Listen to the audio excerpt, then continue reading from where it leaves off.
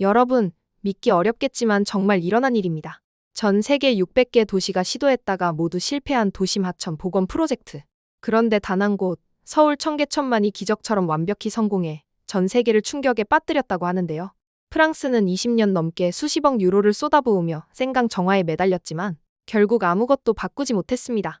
결국 프랑스 최고의 강 전문가들이 한국 청계천 모델을 통째로 배워야 한다며 자존심을 내려놓았다고 하는데요. 이 모든 시작은 단 30초짜리 영상 한 편 때문이었다는 사실 알고 계셨나요? 프랑스의 오만과 전통을 모두 버리고 청계천의 비밀을 찾아 한국으로 향한 한 생강 전문가의 충격 고백. 지금부터 시작합니다. 안녕하세요. 제 이름은 줄리앙 르블랑입니다. 프랑스 파리에 살고 있어요. 25년 넘게 강을 다뤄왔죠. 사람들이 강 전문가라고 부르더군요. 더러운 강을 깨끗하게 만드는 게 제 일이었습니다. 매일 아침 센 강을 따라 걸으며 출근했어요. 이 강은 파리 한복판을 흐르죠. 아름다워야 할 강이었습니다. 우리 도시의 자랑거리여야 했어요. 하지만 볼 때마다 슬프고 화가 났답니다. 센 강은 더러웠어요. 물은 갈색이고 흐렸죠. 하얀 거품이 비눗방울처럼 떠다녔습니다. 사라지지 않는 거품들이더군요. 때로는 죽은 물고기들이 배를 뒤집고 떠다녔어요. 강둑 근처에서 말이죠. 냄새가 끔찍했습니다. 코가 찡그려졌어요. 지나가는 사람들이 손이나 옷으로 코를 막더군요.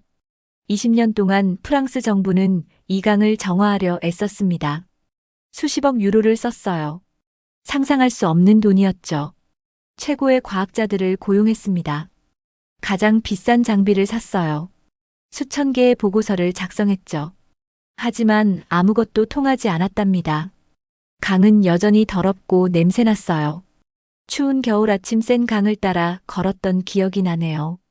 입에서 하얀 김이 나왔지만 여전히 끔찍한 악취를 맡을 수 있었어요. 관광객들이 아름다운 도시를 보러 왔지만 강에 가까이 가면 코를 찌푸렸답니다. 부끄러웠어요.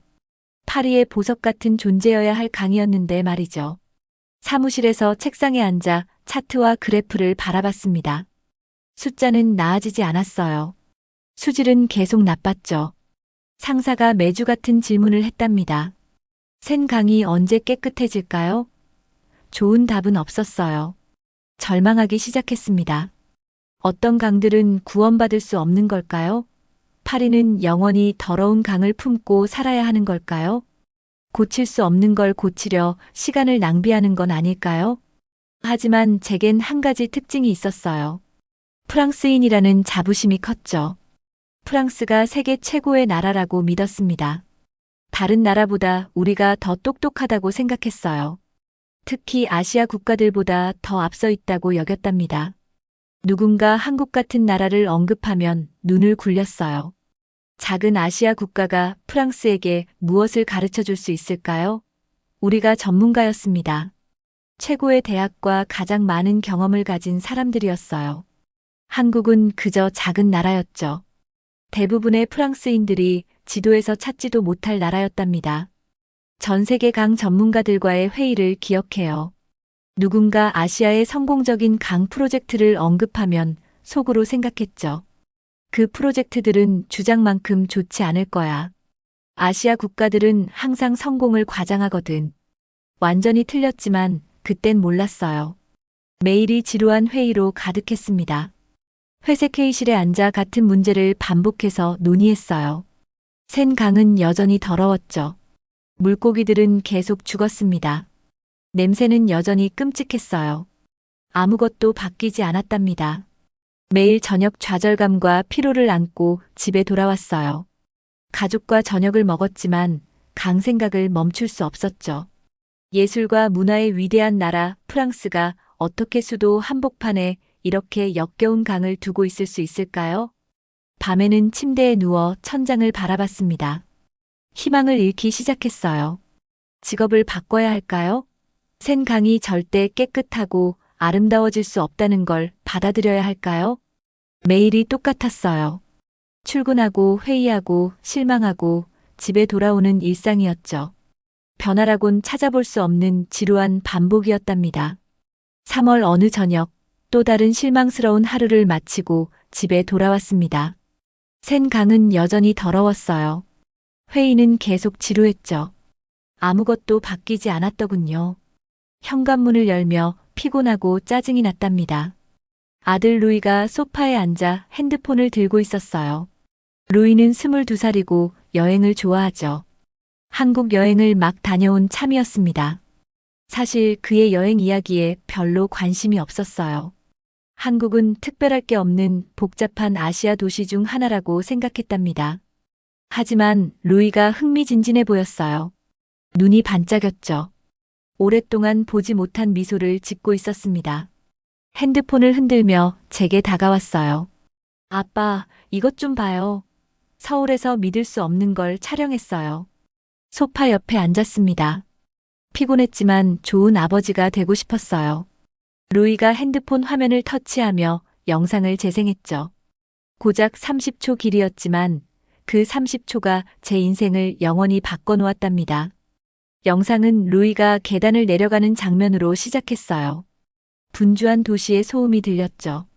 차들이 경적을 울리고 사람들이 대화하고 공사 소음이 들렸습니다. 그런데 갑자기 카메라가 제 턱을 떨어뜨리게 만든 장면을 보여줬어요. 서울 한복판에 거대한 유리 건물들과 바쁜 거리에 둘러싸인 곳에 강이 있었습니다. 하지만 이건 그냥 평범한 강이 아니었어요. 이 강은 수정처럼 맑았죠. 바닥까지 다 보였답니다. 물이 너무 깨끗해서 액체 유리 같아 보였어요.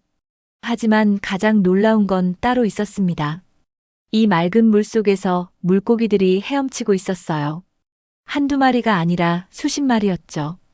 큰 물고기, 작은 물고기, 어두운 물고기, 은빛 물고기들이 있었습니다. 마치 자기 집인 양 자유롭게 헤엄치고 있었어요. 그리고 제가 깜짝 놀라게 한 장면을 봤습니다.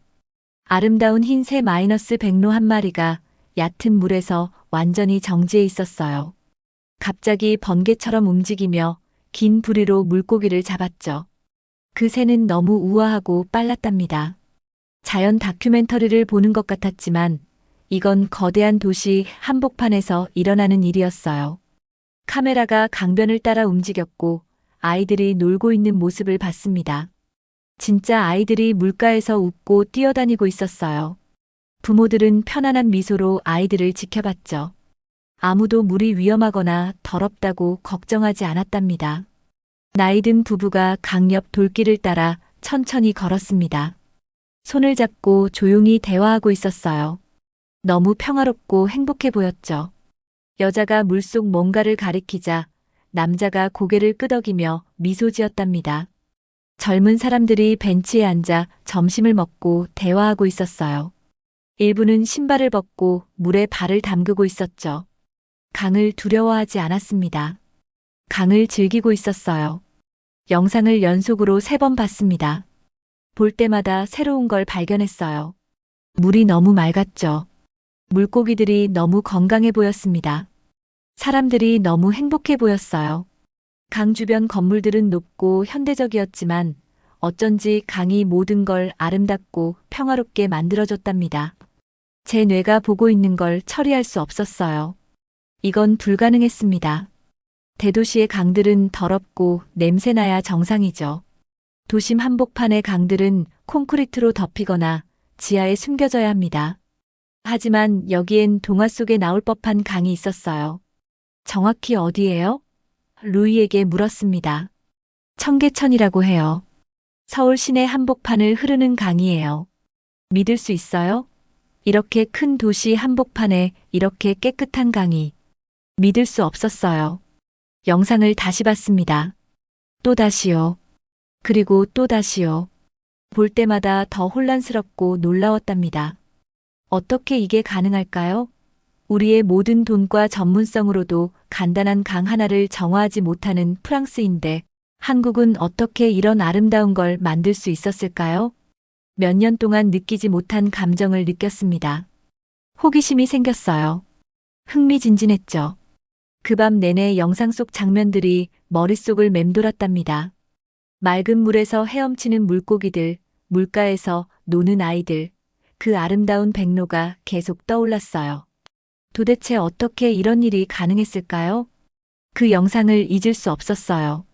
다음 날 아침 일찍 일어나 곧바로 컴퓨터로 향했습니다. 검색창에 청계천 한국을 입력했죠. 그 다음 발견한 내용이 제 입을 떡 벌어지게 만들었답니다. 첫 번째로 발견한 건 몇 년 전 청계천의 오래된 사진들이었어요. 이 사진들을 바라보며 제 눈을 믿을 수 없었습니다. 루이의 영상에서 본 아름답고 수정같이 맑은 강이 예전엔 절대적으로 끔찍했더군요.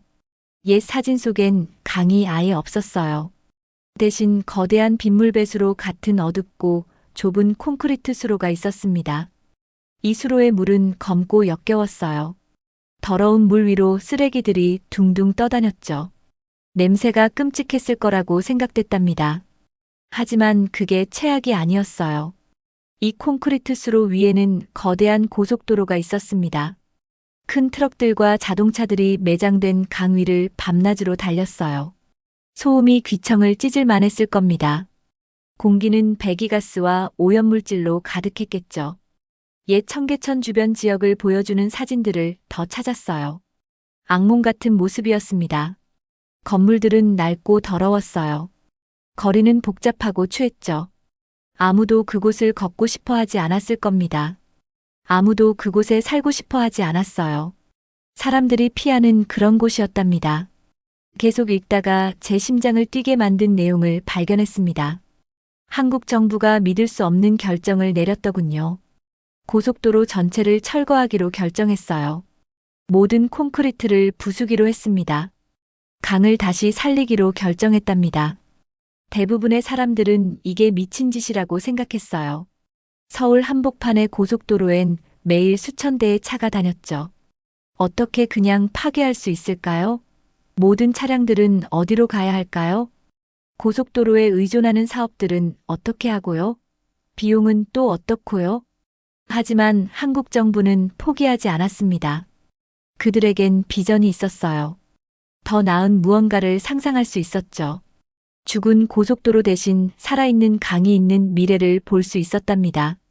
어떻게 해냈는지에 대한 기사들을 찾았어요. 먼저 모든 교통량을 다른 도로로 우회시켰습니다. 그 다음 거대한 기계들을 투입해 콘크리트 고속도로를 산산조각 냈어요. 트럭들이 줄지어 부서진 콘크리트를 실어 날랐죠.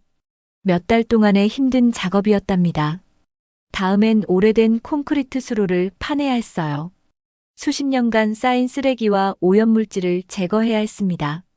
물이 다시 자연스럽게 흐를 수 있도록 강바닥을 다시 만들어야 했어요.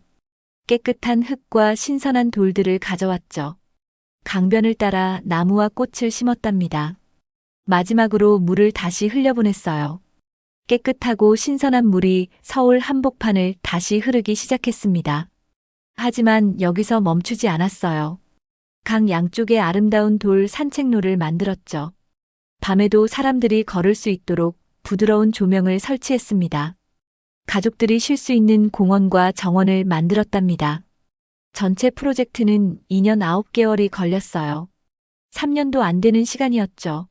3년도 안 되는 시간에 한국은 도시에서 가장 추한 곳을 마법 같은 곳으로 완전히 변화시켰습니다. 결과에 대해 읽어보니 놀라웠어요.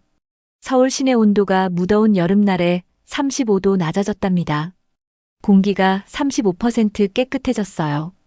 강 주변 부동산 가치가 상승했죠. 사업체들이 물가 근처에 식당과 상점을 열기 시작했습니다. 하지만 가장 놀라운 건 사람들의 반응이었어요. 이제 매년 수백만 명이 청계천을 방문합니다. 가족들이 강을 따라 산책하러 와요. 아이들이 물고기를 보러 오죠. 전 세계에서 관광객들이 이 기적을 보러 온답니다. 의자에 등을 기대고 앉아 어지러움을 느꼈어요. 한국이 불가능해 보이는 일을 해냈습니다.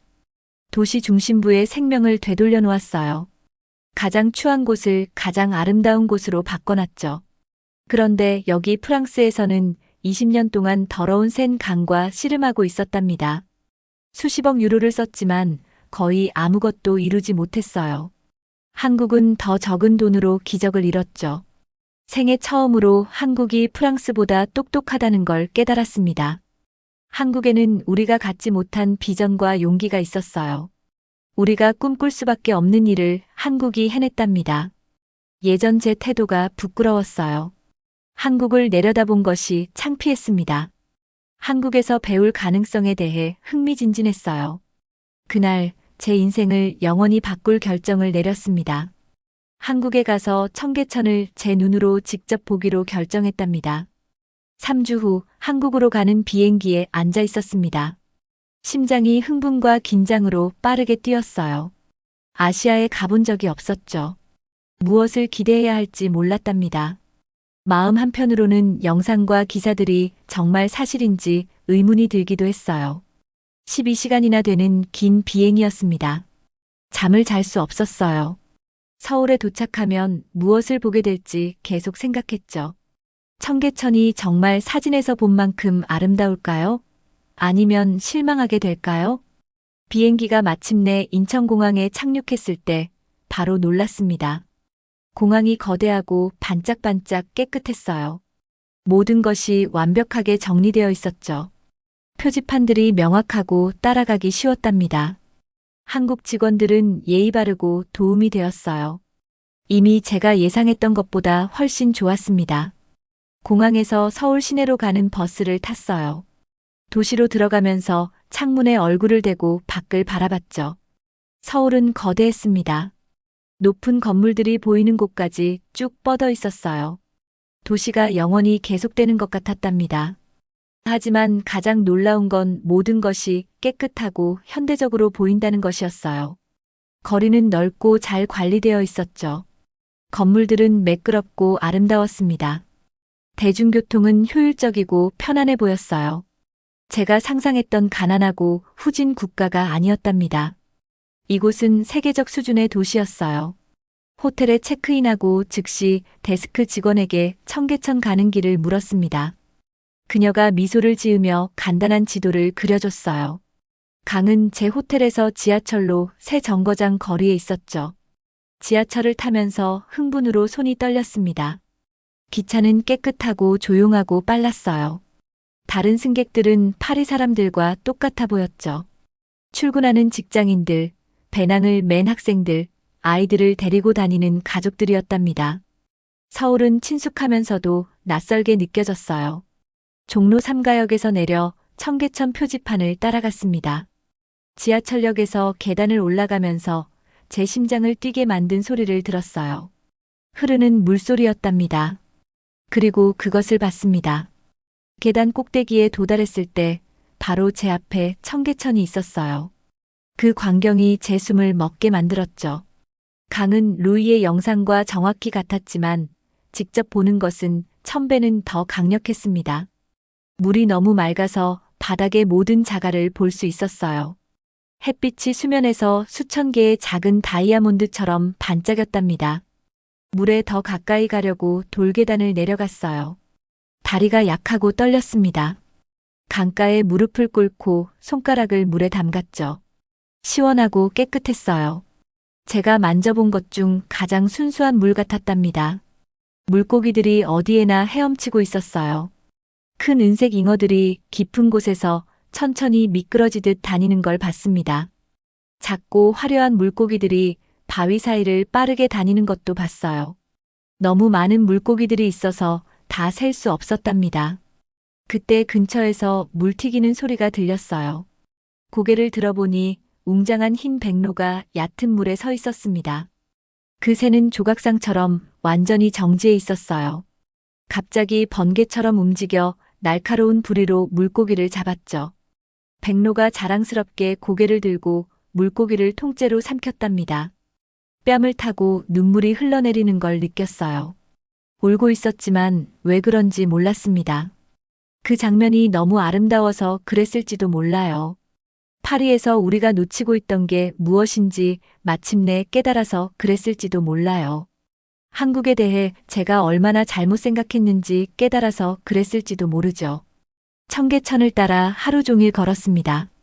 물에서 웃고 노는 아이들을 봤어요.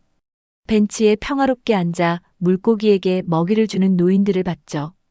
맑은 물이 뒤에서 반짝이는 가운데 셀카를 찍는 젊은 커플들을 봤답니다. 모든 사람이 행복하고 편안해 보였어요. 강이 이 바쁜 도시 한복판에 평화로운 오아시스를 만들어냈습니다. 사람들이 파리에서처럼 스트레스 받고 걱정하며 서두르지 않았어요. 이 아름다운 선물을 즐길 시간을 갖고 있었답니다. 해가 지기 시작하자 강둑을 따라 화려한 조명이 켜졌어요. 물이 거울처럼 불빛을 반사했죠. 전체 장면이 동화에서 나온 것 같았답니다. 벤치에 앉아 물가를 따라 함께 걸어가는 가족들을 지켜봤어요. 강이 흐르는 부드러운 소리에 귀 기울였죠. 신선하고 깨끗한 공기를 마셨습니다. 몇 년 만에 처음으로 진정으로 평화로웠어요. 한국이 기적적인 일을 해냈습니다. 도시 심장부의 생명과 아름다움을 되돌려 놓았어요. 사람들을 행복하게 만드는 무언가를 만들어냈죠. 용기와 결단력만 있으면 무엇이든 가능하다는 걸 증명했답니다. 이것은 단순히 강을 본 첫날이었어요. 하지만 이미 제 마음속에서 무언가가 바뀌기 시작했습니다. 한국에서 보낼 남은 시간 동안 더 많은 것을 배우고 싶었답니다. 서울에서 놀라운 5일을 보냈습니다. 청계천에 대해 배울 수 있는 모든 것을 배웠어요. 매일 새로운 것을 발견했죠. 한국을 더욱 존경하게 만드는 것들이었답니다. 둘째 날 청계천 프로젝트에 참여했던 한국 엔지니어 박 씨를 만났어요. 조용하고 겸손한 분이었는데 영어를 아주 잘했습니다. 제가 프랑스에서 온 강 전문가라고 말하자 얼굴이 흥분으로 밝아졌답니다. 박 씨는 3시간 동안 청계천 여러 곳을 안내해줬어요. 복원 과정에서 강 문제를 어떻게 해결했는지 설명해줬죠. 물이 계속 흐르게 하는 숨겨진 펌프들을 보여줬습니다. 물을 자연스럽게 정화하기 위해 선택한 특별한 식물들을 가르쳐줬어요. 프로젝트를 자랑스러워했지만 자랑하거나 저보다 우월하다는 식으로 행동하지 않았답니다. 가장 놀라운 건 한국 사람들이 지식을 나누는데 얼마나 관대했는지였어요. 박 씨가 상세한 계획서와 보고서가 가득한 두꺼운 폴더들을 줬습니다. 돈을 요구하지 않았어요. 계약서에 서명하라고 하지도 않았죠. 세계 어디에나 깨끗한 강이 있어야 한다고 믿었기 때문에 그냥 도와주고 싶어 했답니다. 다른 한국 전문가들도 만났어요. 김 박사는 5년 동안 매일 강물을 테스트한 수질 과학자였습니다. 이 씨는 아름다운 산책로와 공원을 설계한 도시 계획가였어요. 조 씨는 강에 물고기를 되돌려 놓는 방법을 알아낸 환경 엔지니어였답니다. 제가 만난 모든 사람이 친절하고 도움이 되었어요. 제 질문에 참을성 있게 답해줬습니다. 연구 데이터를 보여줬죠. 심지어 가족들과 함께 전통 한국 음식을 먹자고 초대해주기도 했어요. 이전에 경험해 본 적 없는 방식으로 환영받고 존중받는 느낌이었답니다. 하지만 제가 배운 가장 중요한 것은 공학이나 수처리에 관한 것이 아니었어요. 용기와 비전에 관한 것이었습니다. 한국 사람들은 불가능해 보이는 것을 믿었어요. 함께 협력해서 꿈을 현실로 만들었죠. 다른 사람들이 미쳤다고 말할 때도 절대 포기하지 않았답니다. 서울에서의 마지막 날, 청계천 옆에 다시 한번 앉았어요. 어린 소녀가 물고기들에게 빵 부스러기를 던지는 걸 봤습니다. 할머니가 옆에 앉아 미소 지으며 가장 큰 잉어를 가리키고 있었어요. 한 직장인이 벤치에서 점심을 먹고 있었는데 스트레스 받고 바쁜 모습이 아니라 편안하고 행복해 보였답니다. 한국에 대한 제 예전 태도를 생각해 봤어요. 제가 얼마나 오만하고 무지했는지 깊이 부끄러웠습니다. 프랑스가 모든 면에서 한국보다 우월하다고 생각했었어요. 완전히 틀렸었답니다. 한국이 제게 인생에서 가장 중요한 교훈을 가르쳐 줬습니다. 한국이 위대한 아이디어는 어디서든 나올 수 있다는 걸 보여줬어요. 국민들이 결단력과 희망을 가지고 함께 일하면 어떤 나라든 기적을 이룰 수 있다는 걸 증명했답니다. 핸드폰을 꺼내 루이가 했던 것처럼 영상을 찍었어요. 청계천의 아름다움을 담아서 프랑스로 돌아가 모든 사람에게 보여주고 싶었습니다. 맑은 물과 헤엄치는 물고기들을 촬영하면서 스스로에게 약속했어요. 생강을 정화하기 위해 그 어느 때보다 열심히 일하겠다고 약속했습니다. 한국에서 배운 모든 것을 사용하겠다고 약속했어요. 정말 알기 전에는 절대 다시 어떤 나라를 판단하지 않겠다고 약속했답니다. 인천공항에서 비행기가 이륙할 때 창문에 얼굴을 대고 점점 작아지는 서울을 내려다봤어요. 하지만 한국은 제 마음속에서 절대 작아지지 않을 겁니다. 한국은 제 스승이자 영감이 되었답니다. 파리로 돌아오니 모든 것이 달라 보였어요. 더러운 센강이 더 이상 절망감을 주지 않았습니다. 대신 흥분되고 결단력이 생겼어요. 한국이 청계천을 변화시킬 수 있었다면 프랑스도 센강을 변화시킬 수 있다는 걸 알았답니다. 즉시 새로운 계획을 세우기 시작했어요. 한국에서 배운 공학 방법들을 사용했습니다. 한국의 지역사회 참여 접근법을 연구했어요. 자연에 맞서는 대신 자연과 함께 일하는 그들의 철학을 적용했답니다. 가장 중요하게는 제 태도를 바꿨습니다. 교만하고 오만한 것을 그만뒀어요. 겸손하고 배움에 열린 자세가 되었습니다. 한국의 지혜가 프랑스를 더 나아지게 도울 수 있다고 믿기 시작했답니다. 오늘 3년이 지난 지금도 센강 정화 작업을 계속하고 있어요. 일은 힘들고 느리지만 희망을 잃지 않습니다. 매일 아침 센강을 따라 걸을 때마다 청계천의 수정같이 맑은 물을 기억해요. 자유롭게 헤엄치는 물고기들을 기억하죠. 아름다운 강을 즐기는 행복한 가족들을 기억합니다. 한국이 기적이 가능하다는 걸 보여줬어요. 한국이 용기를 내어 크게 꿈꾸고 함께 일하면 어떤 나라든, 어떤 도시든, 어떤 강이든 구원받을 수 있다는 걸 가르쳐줬답니다. 만나는 모든 사람에게 말해요. 한국을 절대 과소평가하지 마세요. 한국에는 전 세계가 배워야 할 지혜가 있답니다. 언젠가 파리의 아이들이 깨끗한 센강에서 놀기를 바라요. 서울 아이들이 청계천에서 노는 것처럼 말이에요. 그날이 오면 모든 것이 30초 영상과 한국의 놀라운 선물에서 시작되었다는 걸 기억할 거예요. 오늘의 사연은 여기까지입니다. 사연이 마음에 드셨다면 구독과 좋아요 부탁드려요. 여러분의 버튼 하나로 영상 제작에 큰 힘이 됩니다. 다음에 더 큰 감동적인 사연으로 찾아뵙겠습니다. 감사합니다.